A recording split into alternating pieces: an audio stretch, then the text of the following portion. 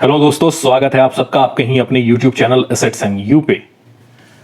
अगर आप चैनल पे पहली बार आए हैं तो प्लीज चैनल को सब्सक्राइब करें, वीडियो पसंद आए तो लाइक करें और सब्सक्राइब करते वक्त ये बेल आइकॉन जो आपको दिख रहा है इसको आप प्रेस करके ऑल नोटिफिकेशन सेलेक्ट कर लें। इससे हमारी अपलोड की हुई वीडियो डायरेक्टली आप तक पहुंचेगी और आपके एक सब्सक्राइब से हमें और इंकरेजमेंट मिलेगा आपके लिए ऐसे वीडियो लेकर के आते रहने का। सो दोस्तों, मार्च ओवर हो गया है और नया फिस्कल ईयर स्टार्ट हो गया है। अप्रैल का महीना चल रहा है और हम सबको अपने अपने कंपनी के एचआर से मेल या तो आ गया है या आने वाला होगा टैक्स प्लानिंग के लिए। तो दोस्तों, टैक्स प्लानिंग एक बहुत इंपॉर्टेंट एस्पेक्ट है और जरूरी इसलिए है कि इससे आप अपने टैक्स आउटफ्लो को कुछ हद तक कम कर सकते हैं। सबसे बड़ा सरदर्द यह है कि salaried class, right, salaried class के लिए है ये सरदर्द, क्योंकि भाई आपकी कमाई का एक सबसे मेजर कंपोनेंट जो है वो सैलरी होता है, जो कि डॉक्यूमेंटेड है और उसमें हेरा फेरी तो की नहीं जा सकती, राइट। सो आप जिस सैलरी स्लैब में है उसके हिसाब से आपको टैक्स जो है वो टैक्स लायबिलिटी आपके ऊपर तो बनती ही बनती है। तो दोस्तों, आज हम बात करेंगे टैक्स प्लानिंग से जुड़ी कुछ की बातों पे और देखेंगे कैसे इसको बहुत सिंपल तरीके से अचीव किया जा सकता है। यूजुअली मैं एसेट क्रिएशन, इन्वेस्टमेंट्स पे वीडियो बनाता हूं जो एसेंशियली पर्सनल फाइनेंस का हिस्सा है और टैक्स प्लानिंग से आप अपना डिस्पोजेबल इनकम को बढ़ा सकते हैं और साथ ही साथ इन्वेस्टमेंट भी कर सकते हैं। तो दोस्तों, टैक्स प्लानिंग की जर्नी स्टार्ट करते हैं। सबसे इंपॉर्टेंट चीज, फ्रेश स्टार्ट करें, ठीक है। सो फ्रेश स्टार्ट करें और सबसे पहले करें अप्रैल में। सो अप्रैल पहला महीना है फिस्कल ईयर का, सबसे सही टाइम होता है और मार्च सबसे बुरा। वो मैं क्यों कह रहा हूं, उसके पीछे रीजन है। ऐसा मैं इसलिए कह रहा हूं कि एक डिलिजेंट टैक्स प्लानर जो होता है वो अपने आप को ज्यादा से ज्यादा टाइम देना चाहेगा टैक्स प्लानिंग के लिए। अप्रैल में स्टार्ट करेंगे तो आपको पूरा साल का टाइम रहेगा, बजाय इसके कि आप मार्च में सर फोड़ें कि भाई किधर इन्वेस्ट करें, राइट। सो टैक्स प्लानिंग जो है उसमें आइडिया होता है कि आप अपना टैक्सेबल इनकम को कम करें, रिड्यूस करें। और टैक्सेबल इनकम को कम करने के लिए जो है गवर्नमेंट ने बहुत सारी स्कीम्स निकाली हुई हैं, बहुत सारे सेक्शंस हैं टैक्स प्लानिंग के पॉइंट ऑफ व्यू से। तो उसमें जो है आप कुछ इन्वेस्टमेंट करके जो है अपना टैक्सेबल इनकम कम कर सकते हैं और जो फाइनली आपका टैक्स कैलकुलेट होगा वो उस लोअर टैक्सेबल इनकम के हिसाब से होगा। सो अभी बात कर लेते हैं कि टैक्स प्लानिंग में कुछ इन्वेस्टमेंट एवेन्यूज के जरिए कैपिटल एलोकेट करना होता है। तो मैं जैसा हमेशा कहता हूं कि आप जितना टाइम मार्केट में रहोगे ना, एंड रिजल्ट उतना अच्छा होगा। ऑल्सो टैक्स प्लानिंग के इंस्ट्रूमेंट भी लिमिटेड है और गवर्नमेंट ने भी कुछ खास किया नहीं है नए इंस्ट्रूमेंट्स को लॉन्च करने में। सो मोटा मोटा आप समझ लो कि अगर टैक्स प्लानिंग अप्रैल में करोगे तो फायदे में रहोगे।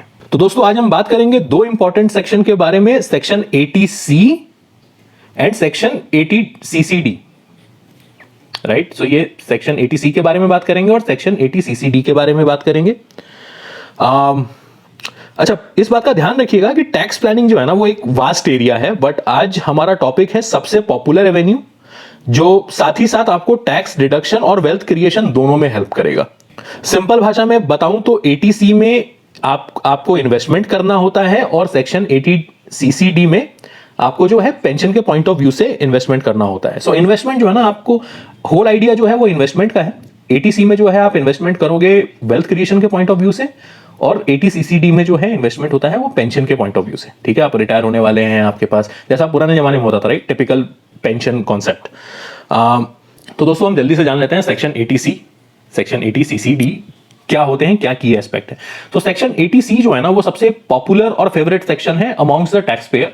इंडिया में जो है टैक्स पेयर की संख्या वैसे भी काफी कम है, मोस्टली सैलरीड लोग जो हैं वो टैक्स पे करते हैं और रीजन मैं बता चुका हूं, मेजर कंपोनेंट सैलरी होता है तो डॉक्यूमेंटेड है, उसमें आप कुछ कर नहीं सकते हैं। आप इतना समझ लीजिए कि जो भी टैक्स पेयर है उनके लिए सेक्शन 80C जो है सबसे सिंपल और मोस्ट पॉपुलर है, राइट। इससे क्या होता है, सेक्शन 80C में जब आप इन्वेस्टमेंट करते हैं तो आपका टैक्सेबल इनकम को जो है रिड्यूस करने में हेल्प करता है और साथ ही साथ जो है आप टैक्स सेविंग इन्वेस्टमेंट कर सकते हैं। एक चीज का जो है यहां पे ध्यान रखना है वो ये है कि मैक्सिमम डिडक्शन जो है वो 1.5 लाख तक का होगा एक फिस्कल ईयर में टोटल इनकम। सो सपोज अगर आप मान लीजिए आप 10 लाख रुपए कमाते हैं, राइट, आपकी सैलरी 10 लाख है, आर्बिट्ररी एग्जांपल ले रहा हूं समझने के पॉइंट ऑफ व्यू से।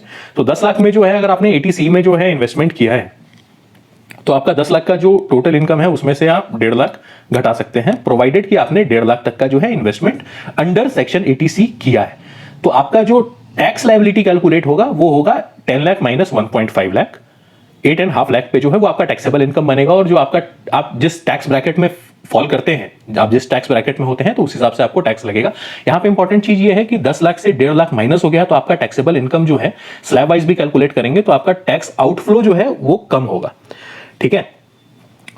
एक और चीज मैं बताना चाहूंगा कि 1.5 लाख तक का जो है वो लिमिट है, उसके ऊपर आप 50,000 का जो है एक्स्ट्रा डिडक्शन ले सकते हैं अपने टैक्सेबल इनकम में, अगर आप सेक्शन 80 CCD 1B के अंडर जो है अगर आप इन्वेस्ट करेंगे। अभी हम बात कर लेते हैं सेक्शन 80 CCD के बारे में कि ये क्या होता है। ये बेसिकली जो है वो पेंशन रिलेटेड है। एनपीएस में आप कंट्रीब्यूट कर सकते हैं। एनपीएस होता है नेशनल पेंशन स्कीम, और इसमें जो है इसमें ये भी जो है आपको 1.5 लाख तक का देता है। एंड ये एक सब सेक्शन है सेक्शन 80C का, राइट। सो 1.5 लाख तक का जो है आप इन्वेस्टमेंट कर सकते हैं सेक्शन 80C के अंडर में। जो भी इंस्ट्रूमेंट आते हैं जैसे ELSS स्कीम है, PPF है, वगैरह वगैरह, उसमें एनपीएस भी आता है, लेकिन आप एनपीएस में एडिशनल 50,000 का इन्वेस्टमेंट कर सकते हैं 80 CCD 1B के तहत, राइट। तो आप जो है 2 लाख तक का जो है इसमें बचा सकते हैं। 1.5 lakh under section 80C plus 50,000 using section 80 CCD। तो दोस्तों अभी मैं बताना चाहूंगा आपको कि जैसे ये है रेगुलेटेड है, पेंशन की मैं बात कर रहा हूं तो pension fund regulatory and development authority, PFRDA इसको कहते हैं। सो PFRDA, इसके अंदर जो है वो बेनिफिट आपको मिलता है जिससे आप एडिशनल डिडक्शन कर सकते हैं, 50,000 तक का क्लेम कर सकते हैं इसमें। अभी हम जल्दी से बात कर लेते हैं क्या क्या इंस्ट्रूमेंट हैं। और जैसा मैं बोलता हूं ना कि अभी हम बात कर रहे हैं 80C का, उसमें जो है इन्वेस्टमेंट की मैं बात कर रहा था। सेक्शन 80 CCD जो है एनपीएस वगैरह नेशनल पेंशन स्कीम, इसमें जो है पेंशन रिटायरमेंट के पॉइंट ऑफ व्यू से आप कर सकते हैं। बट एक इंपॉर्टेंट चीज है इसमें देखना कि रिस्क और रिवॉर्ड कैसा है, क्योंकि इन्वेस्टर्स जो होते हैं, मतलब जो आम जनता है मेरे जैसे आपके जैसे, तो हर किसी का जो है वो रिस्क एपेटाइट अलग होता है, राइट। किसी को लगता है कि यार मतलब ठीक है मैं रिस्क अवर्स हूं, मैं रिस्क टेकर हूं, तो उस हिसाब से जो है आपको एलोकेशन जो है ना वो की है। इंस्ट्रूमेंट बहुत सारे हैं, आपको अपना कैपिटल किधर एलोकेट करना है ये इंपॉर्टेंट चीज है। तो अभी उस पर बात कर लेते हैं जल्दी से। तो दोस्तों यहां पे मैंने ट्राई किया है कुछ इंपॉर्टेंट इंस्ट्रूमेंट्स, राइट, जो ऑप्शंस हैं आपके पास अवेलेबल अंडर सेक्शन 80C, जिसके तहत आप 1.5 लाख का जो कैपिटल है, जो आपके 1.5 लाख तक का जो आप इन्वेस्टमेंट कर सकते हैं, जो मैक्सिमम है, मैं अर्ज करूंगा कि ये पूरा 1.5 लाख को जो है आप यूटिलाइज कर लें, क्योंकि काफी सिंपल है इस सेक्शन के अंदर इन्वेस्ट करना। और इंस्ट्रूमेंट भी काफी सारे हैं अलग अलग रिस्क एपेटाइट के हिसाब से, तो आप प्लीज 1.5 लाख तक का जो है उसको तो पूरा आप यूटिलाइज कर लीजिए। टैक्स प्लानिंग जो है एक बड़ा टॉपिक है आज, जो है जैसा कि मैं बता रहा था 80C और 80 CCD के ऊपर जो है हम चर्चा करेंगे। तो अभी जो है मैं थोड़ा टाइम लेना चाहूंगा 80C के बारे में बात करने का, जिसमें जो है मैंने कुछ की इंस्ट्रूमेंट्स जो है आइडेंटिफाई किए हैं। आइडिया है आपको बताने का और रादर समझाने का। देखिए आपका एपेटाइट जो है ना वो आप ही बता पाओगे, मैं बस ये कर सकता हूं कि आपको मैं प्रोज एंड कॉन्स हाईलाइट कर सकता हूं, इवेंचुअली डिसीजन आप ही को लेना है। बट यहां पे जो है मैंने ट्राई किया है सबको जो है एक तरह से सेग्रीगेट करने का, सो दैट आपको एक क्लियर अंडरस्टैंडिंग मिले। तो दोस्तों देख लेते हैं ELSS फंड्स, पहला जो इन्वेस्टमेंट ऑप्शन है अपने पास। ELSS फंड क्या होता है? ELSS होता है equity linked funds, equity linked saving schemes आप बोल सकते हैं इसको। तो ये एसेंशियली क्या है, ये एक म्यूचुअल फंड की तरह है। सीधी भाषा में बताना चाहूंगा सिंपल शब्दों में, तो इसको आप एक म्यूचुअल फंड की तरह समझ लीजिए, जो स्पेसिफिकली जो है ना AMCs जो होते हैं, एसेट मैनेजमेंट कंपनीज, जिनके अलग अलग फंड्स होते हैं, तो उनके पास ELSS फंड्स भी होता है। ELSS फंड्स में अगर आप इन्वेस्ट करेंगे तो आपको 80C के अंडर जो है डिडक्शन का बेनिफिट मिल जाएगा। अब चूंकि ये म्यूचुअल फंड है और ये इक्विटी लिंक्ड है, ELSS इक्विटी लिंक्ड, राइट। सो यहाँ पे जो है आपको एवरेज इंटरेस्ट जो है वो मिल जाता है 12 से 15% का। हिस्टोरिकली अगर आप देखोगे तो equity as an asset class इतना रिटर्न तो जनरेट करके दे ही रहा है।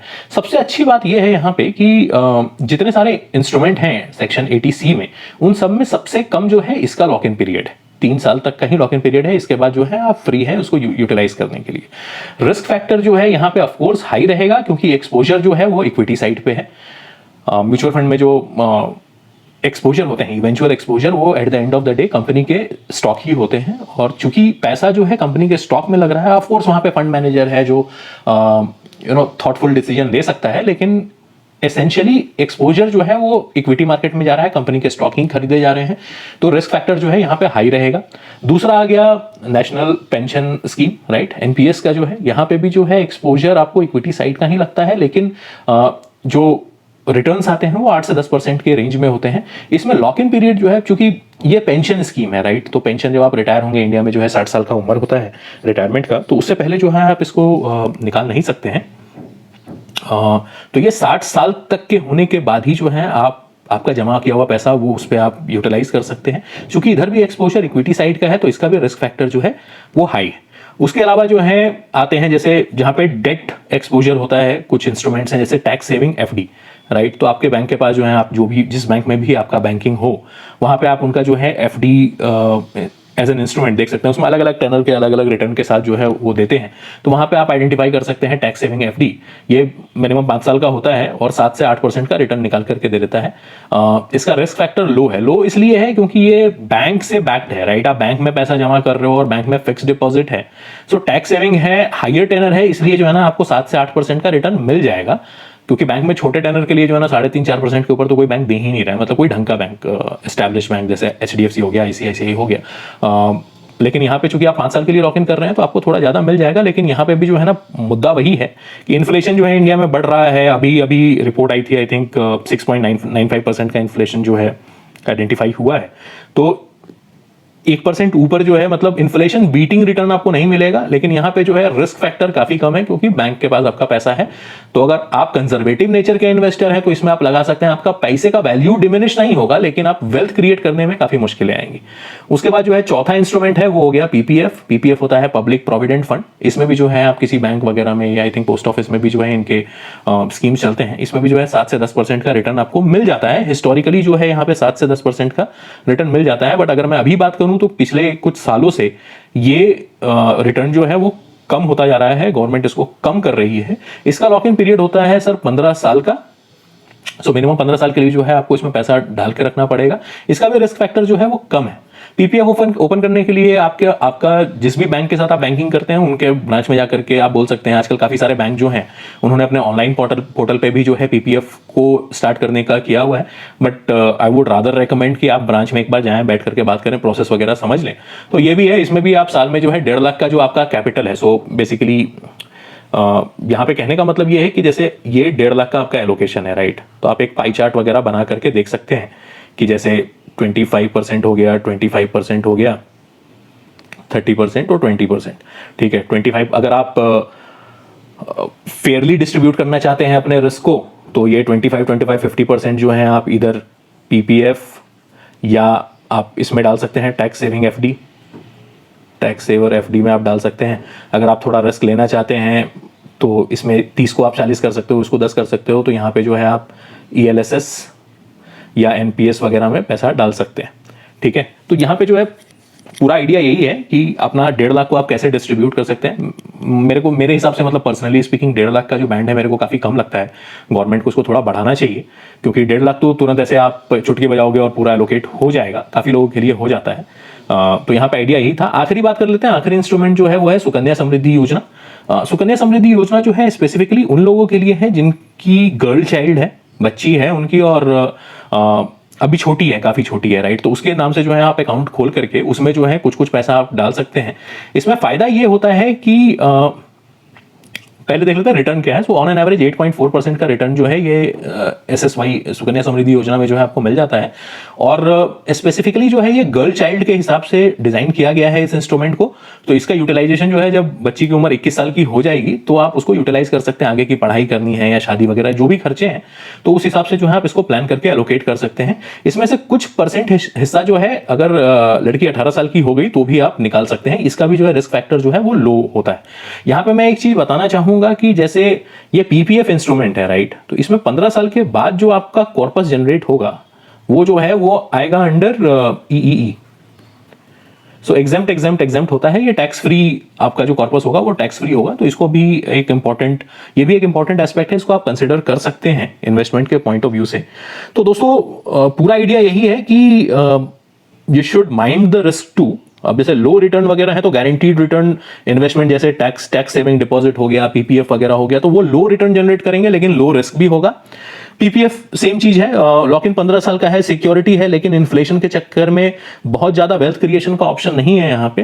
इन्फ्लेशन बढ़ ही रहा है और जिस तरह का रिटर्न ये टैक्स सेविंग एफडी या पीपीएफ देते हैं, तो उस तरह से बस आपके पैसे की वैल्यू जो है ना बस बनी रहेगी, कुछ एक्स्ट्रा आप बना नहीं पाएंगे जिंदगी में। ईएलएसएस एनपीएस जो है उसमें इक्विटी एक्सपोजर होगा जो इन्फ्लेशन को बीट करने लायक रिटर्न देगा, बट ये रिस्की भी है।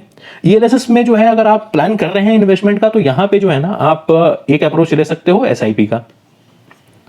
जब आप एएमसी में जाओगे, ईएलएसएस फंड वगैरह अगर आपको स्टार्ट करना है, तो वहां पे आप ऑप्शन दे सकते हैं कि एसआईपी कर दो भाई, 2,000-3,000 रुपए महीने का जो है वो हर महीने कटता रहेगा एक फिक्स डेट पे, और उसमें जो है आप एसआईपी के जरिए वेल्थ क्रिएट कर सकते हैं। तो दोस्तों सब रिस्क एपेटाइट का खेल है। अगर एज आपके साथ है, आप यंग हैं, तो एक अच्छे ईएलएसएस में इन्वेस्ट कर सकते हैं।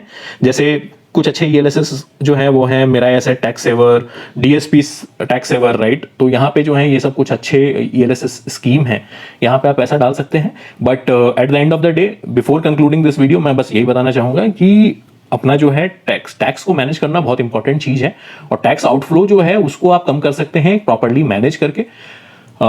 काफी पॉपुलर सेक्शंस हैं, जैसे एटीसी हो गया, एटीसीसीडी हो गया, उसके जरिए आप इन्वेस्टमेंट कर सकते हैं, और टैक्सेबल इनकम कम करने के साथ ही साथ बेसिकली आपका टैक्स आउटफ्लो जो कम होगा उसके साथ ही साथ जो है आप अपना पैसा जमा भी कर सकते हैं, और एटीसी में जैसे इन्वेस्टमेंट के जो अपॉर्चुनिटीज हैं उसके जरिए आप अपना वेल्थ भी ग्रो कर सकते हैं। सो दोस्तों आज का वीडियो यहीं समाप्त करते हैं। आशा करता हूं आपको वीडियो पसंद आया होगा। अगर आपको टैक्स प्लानिंग को लेकर के कुछ और जानकारी चाहिए तो प्लीज कमेंट करें, सो दैट मेरे को भी आइडिया हो कि अच्छा व्यूअर्स क्या जानना चाह रहे हैं।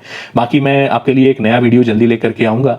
टाइम आ गया है मैंडेटरी डिस्क्लोजर का, सो ऑफ कोर्स कोई भी रिकमेंडेशन आप मत समझिएगा इसको। आइडिया होता है कि कुछ डाउट्स होते हैं व्यूअर के माइंड में, तो उसको क्लियर कर सकें in what ever way I can. तो प्लीज़ अपना प्यार बनाए रखिए, चैनल से जुड़े रहिए। वीडियो पसंद आई हो तो लाइक करें। जल्दी आपसे मिलूंगा एक नए वीडियो के साथ, तब तक के लिए नमस्कार, शुक्रिया, धन्यवाद, थैंक यू।